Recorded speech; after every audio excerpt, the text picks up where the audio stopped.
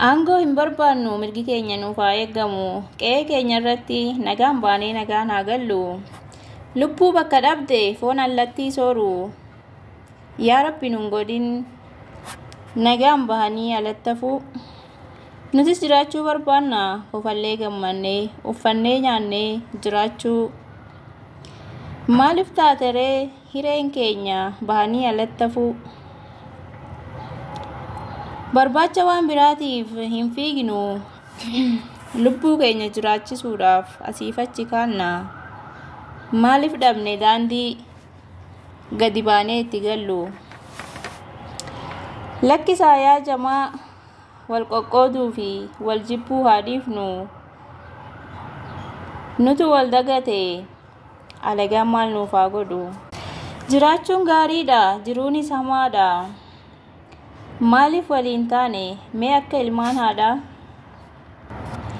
Ayyoo koo yaa harme mee walitti nu qabi. Garaan deesse hin cakkanu mitiiree. Sumatti iyyannaa fala biraa hin qabnu. Mee tolee nuun jedhi ati nuuf awwaaddu. Harmee Oromiyaa ilmaan kee simaddu ofitti nu qabaddu. Asiif achi facaane taane irbaata qurxummii sareen biyya ormaa maaf nu nyaatti. Maaf deemsa nu dhorkiti. Jireenyi biyya ormaa maa qobaa siraasaa.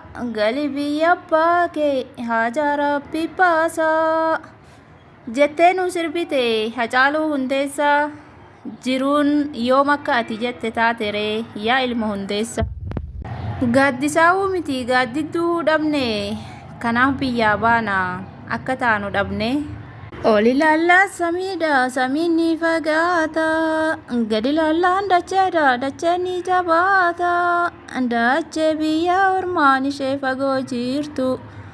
Gara jabeettiidha gara namaa laaftu. Gara deemnu dhabne akka maataa nuuree.